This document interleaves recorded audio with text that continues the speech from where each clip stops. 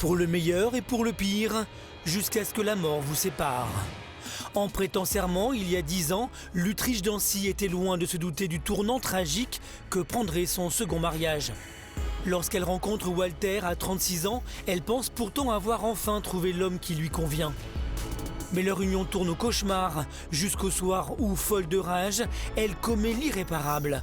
Un acte qui lui vaudra d'être condamnée à 45 ans de prison. Alors, folie passagère ou crime prémédité? Comment cette mère de 3 enfants en est-elle venue à tuer son mari? Quel regard, elle et ses proches, portent-ils aujourd'hui sur cette histoire tragique? J'aimerais tellement qu'elle revienne, qu'elle soit là avec nous. Je suis désolée de vous avoir mis là-dedans. Je suis désolée. Depuis la prison fédérale de Floride, où elle est incarcérée, l'Utriche revient sur les événements qui ont fait basculer son destin.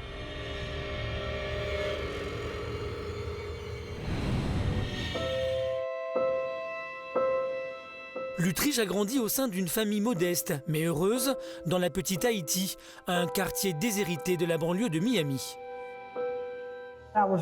J'étais la 5e d'une fratrie de 9 enfants. Papa et maman étaient unis. Ma mère s'occupait de nous et de la maison pendant que mon père essayait de joindre les deux bouts. Son père se souvient que dès son plus jeune âge, elle se distinguait par son fort caractère. Elle était aussi adorable que sauvage. L'Autriche était très spéciale. J'étais une enfant rebelle. Je me fichais d'être punie ou battue. Je faisais ce que je voulais, quelles qu'en soient les conséquences. Une détermination et un entêtement qui l'aideront sans doute à vaincre la maladie rare du sang qui la menace de paralysie à l'âge de 13 ans. Beaucoup de gens croyaient qu'elle ne s'en sortirait pas, mais elle a guéri. J'ai dû réapprendre à parler, à marcher et tout le reste. Ça laisse des cicatrices. Mais j'ai survécu. Pour tenter d'oublier les terribles souvenirs de la maladie, la jeune fille s'investit alors à corps perdu dans toutes sortes d'activités. Je faisais beaucoup de sport. Je chantais dans une chorale. Elle était dans une équipe de cyclistes, elle jouait au softball, au football. On lui parlait d'un truc, elle le faisait. Mais le sport ne suffit pas à calmer ses angoisses et l'Utriche commence à se droguer.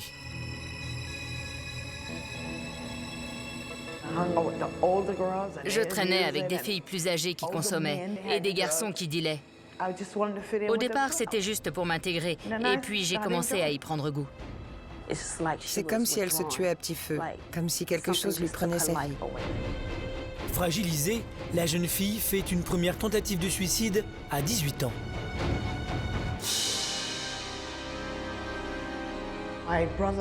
Mon beau-frère prenait pas mal de barbiturique. Et il m'en a donné parce que j'étais dépressive. L'Utriche survit, mais récidive plusieurs fois.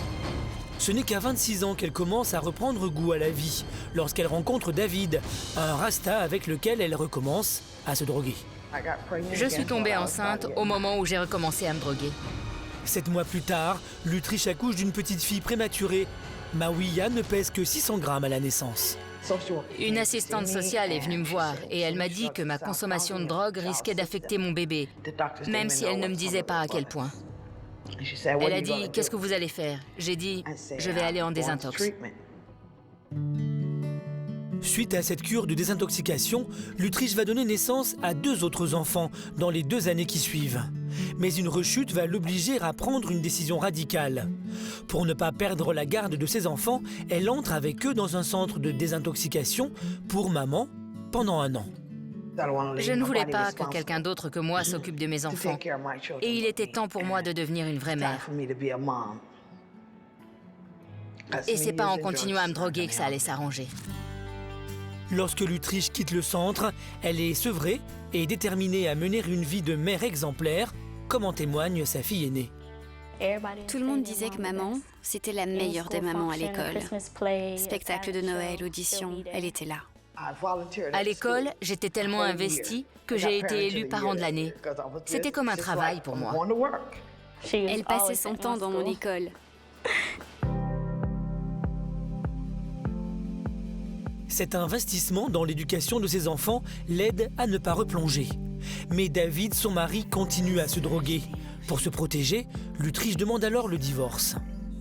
2 ans plus tard, toujours clean et célibataire, l'Utriche rencontre Walter, 46 ans, l'homme qui deviendra son second mari. Elle est séduite par son sérieux et son sens de la famille. Très vite, elle emménage chez lui avec ses enfants. Et lorsque l'Utriche tombe enceinte l'année suivante, ils décident de se marier. C'était un soutien solide. Quand on a commencé à sortir ensemble, il était très respectueux. C'était un vrai bisounours. Mais rapidement, Walter révèle une autre facette de sa personnalité, celle d'un mari dominateur qui sort beaucoup et boit trop. En fait, c'était carrément un salaud. Et c'était déjà le cas quand je l'ai rencontré, quand je suis sortie avec. L'Utriche décide d'avorter et selon elle, c'est à ce moment-là que Walter a commencé à se montrer violent. Des accusations qu'elle n'a jamais pu prouver en l'absence de rapport de police. Il n'y a pas de rapport, parce que devinez quoi? À chaque fois que les policiers venaient à la maison, il allait leur parler. Et à chaque fois que je voulais porter plainte, je terminais à l'hosto. Sa fille, elle, se souvient. Il battait ma mère et ils ont eu de grosses altercations. Parfois, on devait quitter la maison pendant plusieurs jours avant de revenir. J'ai commencé à le haïr parce qu'il me battait. Mais surtout parce qu'il jouait un double jeu dont j'étais la victime. Pendant 2 ans, les coups, les humiliations et les tromperies s'accumulent. L'Utriche retombe dans la dépression et tente de mettre fin à ses jours. Son mariage est devenu un calvaire.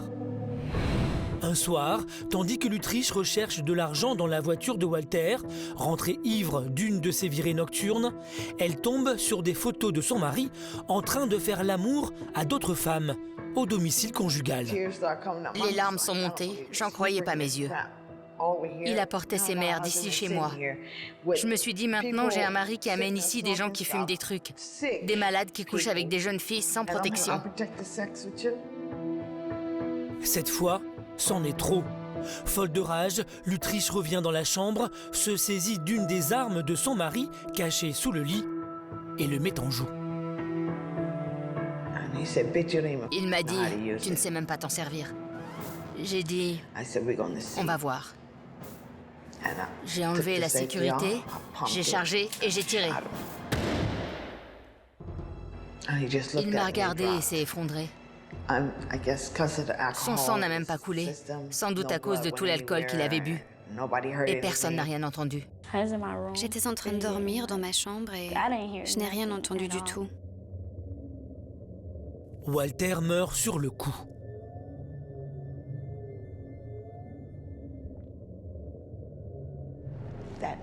Cette nuit-là, j'ai planqué son corps dans un placard parce que je savais que mes enfants avaient l'habitude de venir dans ma chambre. Le lendemain matin, l'Utriche dit à ses enfants que Walter est parti. Habitués aux disputes, ils ne soupçonnent rien et se rendent à l'école. Paralysée par la peur, la mère de famille reste cloîtrée chez elle, à jouer au solitaire et réfléchit à un plan. J'ai beaucoup pleuré. J'aimais mon mari. Je ne voulais pas en arriver là. Je voulais seulement qu'il parte et qu'il me laisse tranquille. Le surlendemain, l'Utriche n'a toujours pas trouvé comment se sortir de cette situation. Consciente que l'entourage de Walter va commencer à s'inquiéter de son absence, elle appelle la police et la famille de son mari pour leur signaler sa disparition. Mais au bout de 3 jours, l'odeur du cadavre devient insupportable et l'Utriche doit tenter de s'en débarrasser au plus vite. Elle éloigne alors ses enfants de la maison en les confiant à un ami.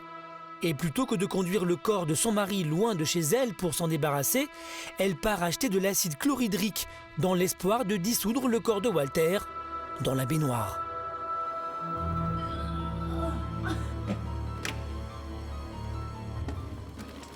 Je n'ai pas réfléchi. Je me suis dit que si je mettais de l'acide dessus, son corps allait se dissoudre. Mais ça n'a pas fonctionné. Je me suis dit, oh. En désespoir de cause, le lendemain, l'Utriche tente de consumer le corps avec de l'alcool à brûler. De peur que la fumée alerte les voisins, elle allume un barbecue pour faire diversion.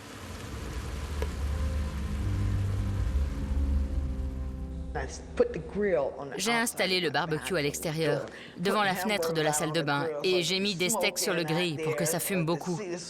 Comme ça, s'ils voyaient de la fumée sortir de la salle de bain, ils penseraient que je faisais seulement cuire de la viande dans mon jardin, comme d'habitude. Mais encore une fois, sa tentative va échouer. J'ai senti, j'ai commencé à comprendre. Alors j'ai acheté du désodorisant. Paniquée, l'Utriche ne pense plus rationnellement. Elle tente toujours de camoufler l'odeur du corps qui se répand dans toute la rue plutôt que de le déplacer loin de chez elle. Résultat, des voisins ne tardent pas à appeler la police. J'ai dit à ma voisine que mes canalisations refoulaient. Quand la police est venue l'interroger, elle leur a répondu « Quoi ? Non, pourquoi vous parlez de cadavres? Ce sont les égouts qui refoulent. » 5 jours après avoir tué son mari, l'Utriche échappe encore à la police, mais son répit sera de courte durée. J'ai essayé tout ce qui était en mon pouvoir pour le faire disparaître. Mais ça avait trop duré. Il fallait vraiment que je me débarrasse de ce corps. Le surlendemain, l'Utriche décide dans désespoir de cause de jeter son défunt mari dans les marécages proches de Miami. Mais elle ne parvient pas à déplacer le corps seul. Sans même penser aux conséquences, elle va demander de l'aide à un voisin qui s'empresse d'appeler la police. Se sentant prise au piège, l'Utriche téléphone alors au seul homme en qui elle a encore confiance, son père. J'ai appelé mon père et j'ai dit « Papa, j'ai tué Walter ». Et il a dit « Bébé, ne bouge pas, j'arrive ». J'étais complètement perdue. Mais Joe Cooper décide lui aussi de prévenir la police pour leur expliquer. C'est le détective Rolando Garcia qui arrive le premier sur les lieux. C'était une journée chaude, un appel de routine. Mais dès que je suis sorti de la voiture, j'ai tout de suite senti cette odeur de décomposition. Cette fois, l'Utriche est au pied du mur. Elle était complètement désemparée. Peu importe ce qu'elle voulait faire, elle savait qu'elle n'allait pas s'en tirer. 7 jours après le meurtre, le destin de cette mère de 3 enfants, alors âgée de 38 ans, est scellé. L'Utriche est arrêtée devant chez elle, où la police vient de découvrir le corps de son mari. Conduite au poste de police, elle est alors interrogée par le sergent Eunice Cooper, qui tente, comme en témoignent les enregistrements de l'audition, de déterminer s'il s'agit d'un meurtre prémédité. Je dois vous demander pourquoi vous l'avez aspergé avec de l'acide. C'est parce qu'il sentait trop fort? Je pensais qu'il se décomposerait et que ce serait plus facile pour moi de le mettre dans des petits sacs. Le mettre dans des sacs? Je me suis dit que ça ne changerait rien de toute façon. Oui. Mais ça n'a pas marché. Comme une délivrance, l'Utriche confesse tout dans les moindres détails, loin de se douter que cette sincérité risque de la desservir lors de son procès. Je pense que son empressement à parler de tout ça et de sa manière d'agir à la Rambo quand elle l'a tué, je crois que tout ça est venu très naturellement. Mais ça n'avait rien à voir avec un « je suis désolé d'avoir fait ça » ou « je regrette mon geste ». Ça sonnait comme « c'est ce que j'avais de mieux à faire et voilà comment je m'y suis prise ». Si le comportement de l'Utriche peut sembler barbare et réfléchi, elle affirme pourtant avoir agi sous l'effet de la panique. Je voulais m'en débarrasser, le faire disparaître, qu'il s'évapore, ne plus voir ce corps. J'y pensais jour et nuit. Je voulais seulement que ce corps disparaisse, comme s'il n'avait jamais été là. Juste ne plus le voir. Lors de son interrogatoire, elle reste donc persuadée que sa franchise jouera en sa faveur. Je m'étais fait prendre la main dans le sac et je l'avais fait. Alors quel intérêt de mentir? Suite à de tels aveux, corroborés par les éléments recueillis sur la scène de crime, la police a amplement de quoi inculper l'Utriche de meurtre au premier degré. Une charge lourde qui risque de l'envoyer en prison jusqu'à la fin de ses jours. Pour son avocat, la seule défense possible consiste à plaider la démence. J'avais déposé un recours pour aliénation mentale et je l'ai fait évaluer par un éminent neuropsychiatre. Elle avait fait plusieurs graves dépressions. Ses pensées étaient confuses. Elle souffrait de troubles de l'humeur et du comportement. Mais il ne pouvait pas pour autant diagnostiquer une schizophrénie ou une psychose. L'avocat de la défense a fait un énorme travail pour plaider la démence, car il pensait que c'était la seule solution de défendre ce cas, mais il n'avait pas moyen d'en attester. Il a donc échoué. Elle a fait preuve de rationalité en mentant, en cachant le corps et en mettant ses enfants à l'écart, en achetant de l'acide et en essayant de masquer les odeurs. Tout ça atteste d'une certaine névrose. Mais encore une fois, ça ne suffisait pas à la considérer comme malade mentale. En tout cas, selon la loi en vigueur en Floride. Malgré les coups, les humiliations, les hospitalisations et antécédents médicaux, aucune circonstance atténuante ne sera retenue en faveur de l'Utrecht, qui ne bénéficiera d'aucune indulgence de la part du procureur de l'époque. Aux États-Unis, pour éviter les procès longs et coûteux et désengorger les tribunaux, le procureur propose souvent à la défense, dans les affaires simples, de négocier la peine. L'avocat de l'Utrecht se voit donc proposer une requalification du crime en meurtre de second degré, assorti d'une peine de prison ferme de 45 ans. Un compromis que l'Utrecht va refuser pendant 2 ans, préférant comparaître devant un jury populaire. Mais à la veille du procès, son avocat tente encore de la faire revenir sur sa décision. J'ai dit à l'Utrecht, le jour du procès, peu importe les jurés sur lesquels tu tomberas. S'ils entendent l'enregistrement de ton interrogatoire et qu'ils voient les photos, ils vont te charger un maximum. Parce que s'ils t'entendent dire ce que tu as fait, expliquer comment tu l'as fait et qu'ils voient le résultat, ils n'auront pas d'autre choix que de t'accabler. Au dernier moment, l'Utrecht finit donc par accepter l'accord proposé par le procureur. À 41 ans, cette mère de 3 enfants se retrouve condamnée pour meurtre au second degré à 45 ans de prison. Pour le procureur de l'époque, cela équivaut à une sentence à vie. Étant donné son âge, c'est une longue peine. Elle ne sortira jamais de prison. Je sais que je suis coupable et qu'il n'y avait aucun moyen qu'on m'innocente. 45 ans, c'est toujours moins que la perpétuité sans remise de peine possible. Mais je sortirai d'ici. Si l'Utrecht semble résigné, son père n'a toujours pas accepté cette lourde condamnation, injuste selon lui. Si vous commettez un crime comme ça, c'est qu'il y a une raison. Et ça me met vraiment en colère. Elle est restée 2 ans en prison à attendre son procès pour finalement accepter l'accord. Mais pour moi, cet arrangement n'est pas valable. Suite au verdict, l'Utrecht a été transférée dans cette prison de haute sécurité près de Miami. Et contre toute attente, elle va rapidement s'adapter à la vie très structurée que lui impose le pénitencier. Ici, on vous dit « assieds-toi, fais ci ou fais ça ». Mais ça ne me dérange pas. J'accepte qu'on me donne des ordres. Et je fais tout ce qu'on me dit. J'ai droit à 3 repas par jour, j'ai un lit. Tout ce que vous avez à faire, c'est de nettoyer et de cuisiner. Faites-le et vous serez comme à la maison. Aujourd'hui, cette maman, qui ne sortira pas de prison avant l'âge de 86 ans, s'inquiète surtout pour ses enfants. Il ne se passe pas un jour sans qu'elle regrette ce qu'elle leur a infligé. Je suis désolée de vous avoir abandonné. Je suis désolée de vous avoir mis là-dedans. Je suis désolée. Je n'ai pas encore accepté le fait d'avoir laissé mes enfants comme ça. Ils sont ma seule préoccupation, vous savez. Confiés à leurs grands-parents depuis l'incarcération de leur mère, les 3 enfants, aujourd'hui âgés de 16 à 18 ans, n'ont pourtant jamais tourné le dos à leur mère. J'aimerais tellement qu'elle revienne à la maison, qu'elle soit là avec nous. Tout le monde l'aime et elle nous manque. Avec le recul, l'Utrecht regrette aujourd'hui d'avoir commis l'irréparable. Personne ne mérite de mourir parce qu'il vous a trompé. Mais il me battait. Et ça m'a poussé à bout. J'en pouvais vraiment plus de tout ça. Le combat désespéré de l'Utrecht Dancy pour échapper aux humiliations dont elle était victime a beaucoup fait souffrir ses enfants, sa famille et même celle de Walter. Et finalement, c'est ce qui l'a conduit en prison, loin de tous ceux que justement elle essayait de préserver. J'ai beaucoup de regrets.